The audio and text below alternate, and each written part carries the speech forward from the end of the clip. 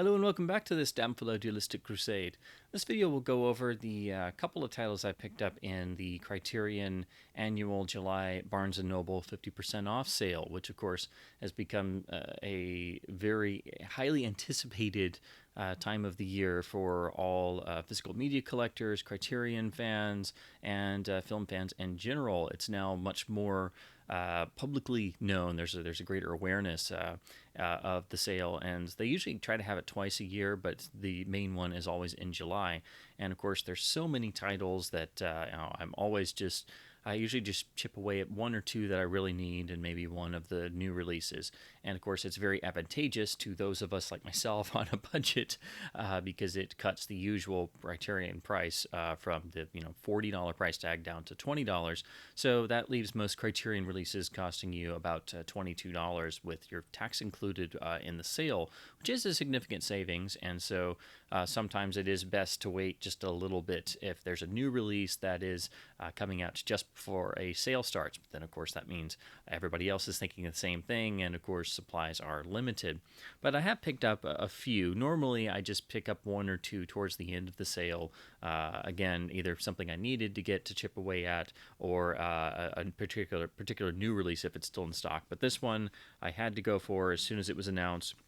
I've almost gotten the DVD a number of times, but it was one of those Criterion DVDs that for some reason or another was picture boxed on the transfer, so you lose a significant portion of the image on all four sides.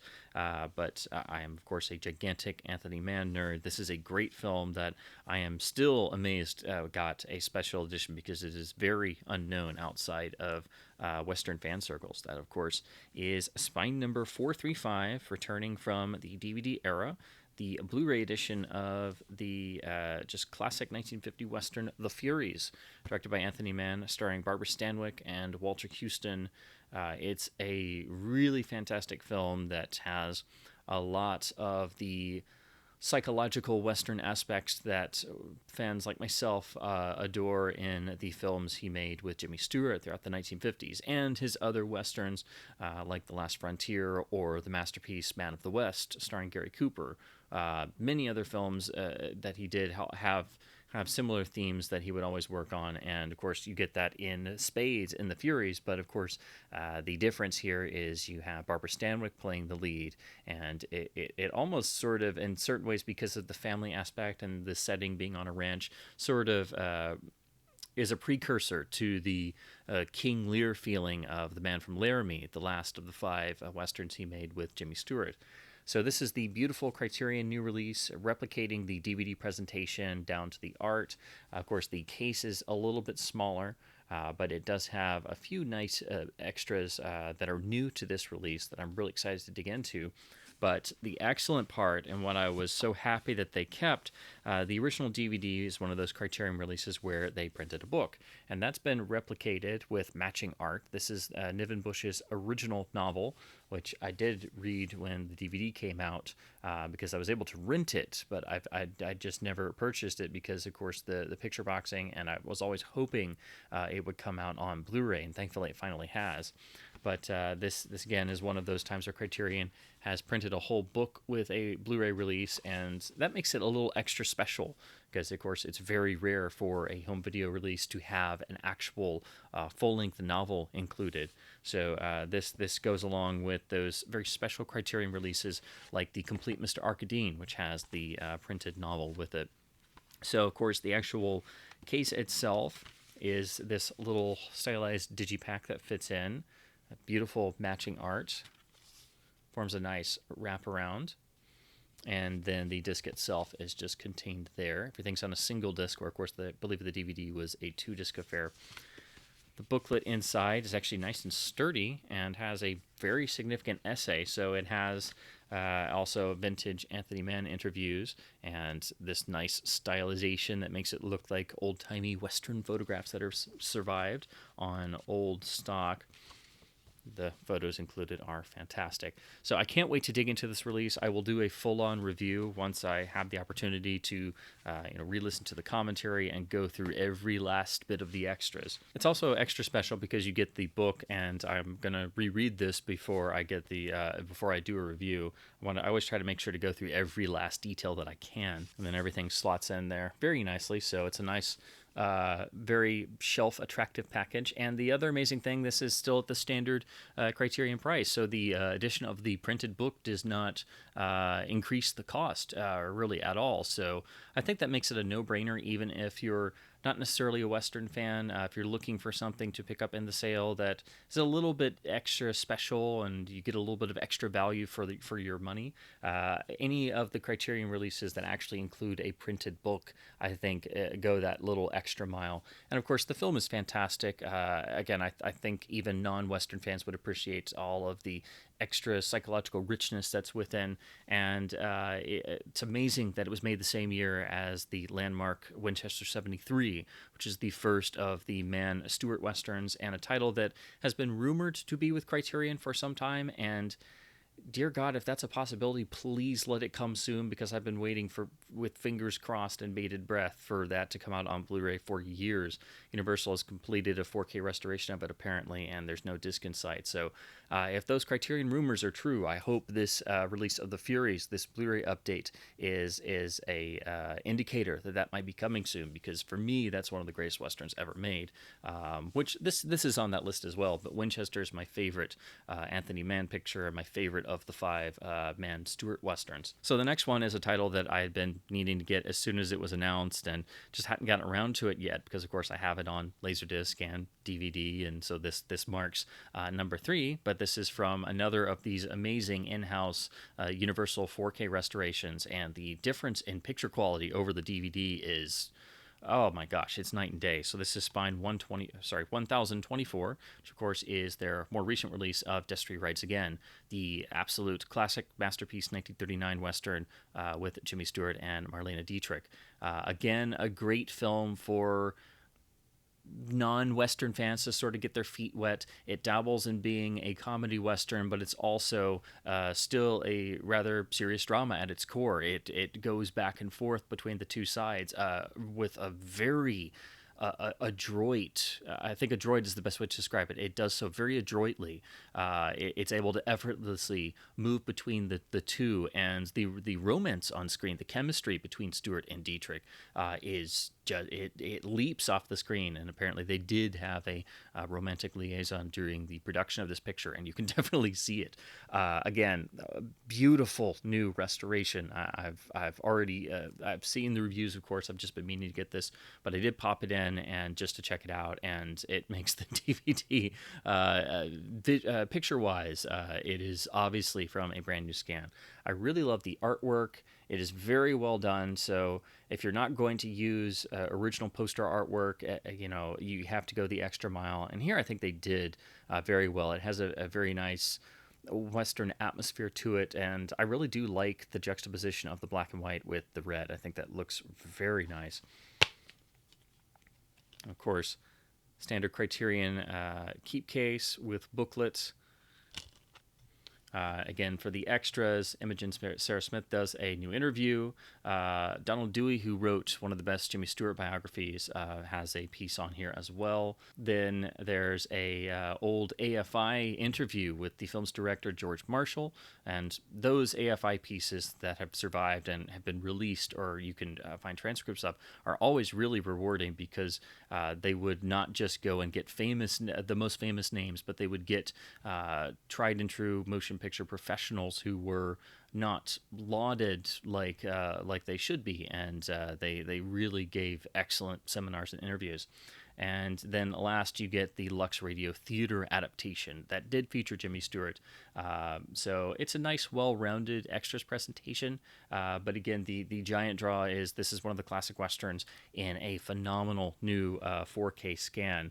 The only thing it makes you wish that there had been a UHD included as well. But of course, as we well know, Criterion has not moved into the 4K UHD realm. But this is still a night and day improvement. It was also the restoration was co-produced by the Film Foundation, so that's why their logo is on here. It's one of those essential upgrades for just picture quality alone, and one I'd just been meaning to get and finally did so. This is another one of my favorite films of all time. I'd been meaning to get, just hadn't gotten around to it yet, or in previous sales I'd gone to get a copy and it was unfortunately out of stock, either in the store or on the website. This is another sourced from a 4K restoration with a really nice extras package and gorgeous newly commissioned art. This is spine number 806, and probably my favorite Howard Hawks picture of them all, which is really saying a lot because I adore The Big Sleep and To Have and Have Not, and so many various Hawks pictures, and of course Bringing Up Baby, which I am eagerly anticipating, which has just been released by a Criterion this week. But this one may very well be my favorite, and that of course is spine 806, Only Angels Have Wings from 1939, one of the great films from Hollywood's golden year of 1939. Beautiful artwork, which has a very stylized portrait of Cary Grant there. Looks as if it was taken off the cover of a vintage paperback novel. If you've never seen this film, it's had its elements copied and reworked dozens of times, so it might seem slightly familiar to you, but it's a perfect blending of things that are now considered Hawksian. If you read a lot of critical works, or if you read the excellent Hawks biography that is available, you have the what is termed the Hawksian tougher female characters, the Hawksian women, the Hawksian tough male characters who have a lot of exterior bravado and external cynicism that hides a much more human and honest and emotional interior, and that of course is firmly represented by the lead performance of Cary Grant. This is really the film that finally convinced a lot of people, and rightfully so, that he was a serious dramatic actor. This is the film that made him the bankable dramatic lead for films outside of being just the Cary Grant image that had really been formalized by Leo McCarey in 1937's The Awful Truth, which is also another essential Criterion Blu-ray release. But this is really the film that breaks him out of the screwball comedy mold, which of course he would still make screwball comedies and other comedies, but from this point onward, people started to take it much more seriously, and with good reason, because it's one of his best performances. He's matched in every way by the incomparable Jean Arthur, who I adore. I don't even want it to describe the plot for people who have never seen this. It's just simply put one of the great films from 1939. It's absolutely essential, and again, it's been ripped off dozens of times, so you cannot go wrong with this. It does have a really nice extras package. There's excerpts from old Peter Bogdanovich interviews where he extensively interviewed Howard Hawks, just as he did with John Ford, and of course Orson Welles as well. David Thompson, the noted critic, author of the Biographical Dictionary of Film, among other things, does a new interview. Then Craig Barron and the incomparable Ben Burt do a nice interview piece on the film and Howard Hawks. And to round it off, you have the booklet essay and the 1939 radio broadcast version of the film. So it's a nice extras package, really gorgeous cover art, and of course a brand new 4K restoration, which again, picture-wise, does really trounce the old DVD. So I will be doing a review of this as well when I can have the time to go through every last bit. And then last but certainly not least, I was thinking about grabbing a couple more various new releases and other standalone titles. But usually I try to break it up and get just a few things over the course of the sale, so I don't go too crazy, because of course I walk in and simply want to buy everything that I haven't gotten yet, because I feel incomplete without all of the various great films that I don't have the newest restoration on the shelf with all the various new extras and things. Not necessarily because I'm trying to be Criterion complete, or I'm trying to have every Criterion release ever. I always try to get the best possible release of whatever title's available. But yeah, you still have that feeling of, oh my god, I need this. Oh god, I need this. Oh no, I don't have this yet. So it's very difficult. You always have to cut yourself off. But I was thinking about getting a couple more at some point in the sale, but when you start to add it up, it starts to make the lovely new box sets that Criterion has been doing look more appealing, especially with that half off price tag. So they actually did have a couple of them in the store that were in good shape, and the spider wrap wasn't on them very tight because you do have to worry. Their shipping is pretty good, but with these box sets, like the Bergman box set that Criterion has done, you do have to worry about there being damage, and of course the disc packaging themselves inside the boxes is not the greatest, so you do have to worry about floater discs and various things. So if there's a box in the store that's just sitting there on the shelf looking right at you, and it's in very good shape, and it doesn't have the spider wrap on it so tight that it's scrunching the box, which is something that does happen quite frequently at brick and mortar stores, I just decided to bite the bullet. So I did go ahead and get the Essential Fellini box set, which again, at its half off price, puts it at about $120, which for the contents you're getting, the 11 films, the lovely packaging, the fantastic book essay, and all on Blu-ray is a nice package for the price point. Of course, these normally retail for $249, which of course is substantially more expensive. So in the half-off sales, the Fellini box, the Bergman box, the Agnes Sparta box, the big boxes are where the biggest discounts are. But of course, you do have to worry about the practicalities of getting a good box, or if you get it shipped, you have to worry about making sure it gets to you okay. And also, these usually sell out pretty quickly of the quantities they have as soon as the sales go through. Rather amusingly, I went to the counter, and one of the guys who was checking people out, they were all excited I was getting the Fellini box, and the guy behind the counter had gotten his own, his own employee reserved copy, and he's like, "Yep, I just got mine today too." So we got to clink our Fellini boxes. But anyway, so the presentation is really nicely done. This is the back insert that's taped on here. I haven't got to take it off yet, but I love the design. And of course, being myself and being a Laserdisc geek, and especially being a giant Criterion Laserdisc geek, I really love that the dimensions are very close or similar to the classic Criterion CAV box set dimensions.